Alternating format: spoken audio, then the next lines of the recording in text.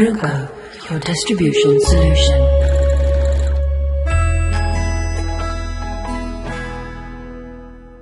Hi everyone, in this video we want to show you the 7 different stitches possible on the CV3550 Coverstitch from Brother. Follow the steps in our threading the Brother CV3550 Coverstitch video linked below to thread the different needles. Follow the correct sequence to thread the machine. Start with the lower looper and continue with the needles from left to right, as this will help keep your thread from knotting. For this video, we used colored thread that match the threading illustrations on the machine in order to identify the different threads. To set up the machine for a triple cover stitch, thread the lower looper and 3 needles, skipping the purple top cover stitch threading. Remove the top cover stitch spreader and thread guide, as they are only needed when creating a top cover stitch.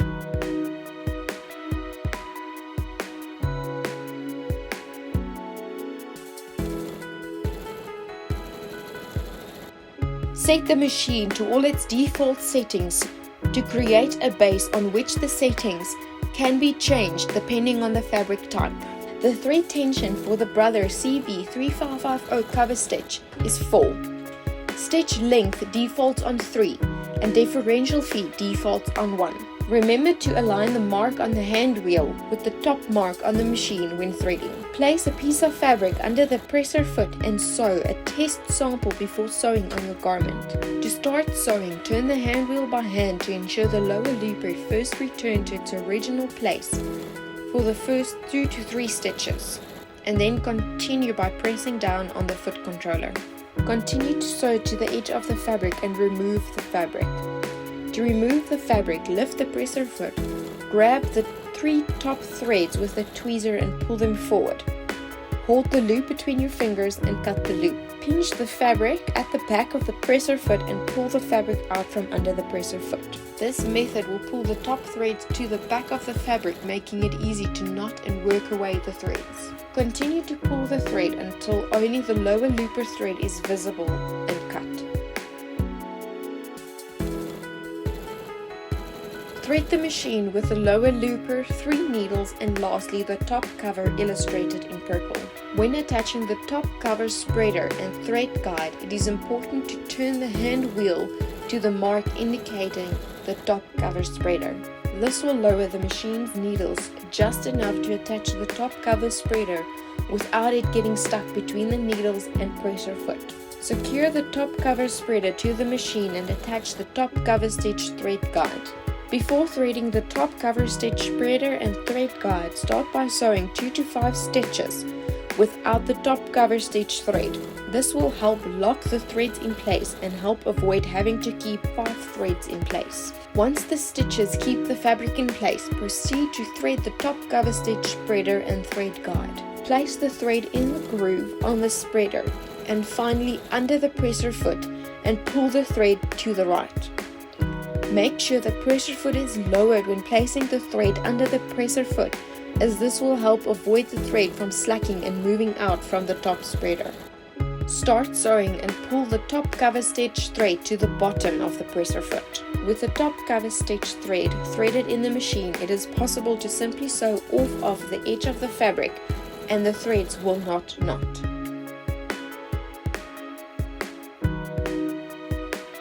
Next, thread the machine for a wide cover stitch.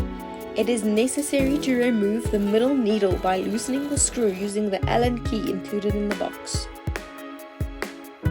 Tighten the screw again after removing the needle to avoid losing it. Remove the top cover spreader and thread guide to continue to sew. Follow the same start and ending sequence for the triple cover stitch.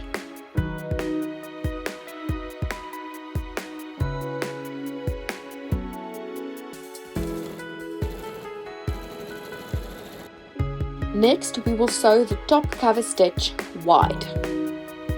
Attach the top cover spreader and thread guide. Place the fabric under the foot and secure the fabric with 2 to 5 stitches, and lastly thread the top cover stitch. Again, it is possible to simply sew off of the edge of the fabric when the top cover stitch is threaded. Next, we are going to sew a narrow cover stitch. The two needles recommended to use when sewing a narrow cover stitch is the middle and right needle. Remove the needle by using the Allen key included in the box. Side note, it is not always necessary to remove the top cover spreader and thread guide when not sewing a top cover stitch. It simply makes things easier when changing needles or threading the machine. We purposefully left the right needle threaded to show you how quickly threads can become tangled when not threading in the right sequence. We now have to maneuver the middle needle thread past the right needle thread, ensuring it does not twist. As you can see here, it is possible to sew a narrow stitch with the top cover spreader and thread guide still attached. Continue to repeat the steps to thread the top cover stitch thread. Insert the fabric, sew 2 to 5 stitches and thread the top cover stitch. Lastly, we are going to sew with one needle. It is recommended to use the center needle when sewing a chain stitch. Remove the right needle using the Allen key included in the box. Remove the top cover spreader and thread guide when sewing a chain stitch. These are the 7 different stitches available on the Brother CV3550 Coverstitch to sew any fabric such as lycra or bonbon for swim and active wear or t-shirting and many others with ease. Please like, subscribe and follow our channels for more tutorials, tips and videos.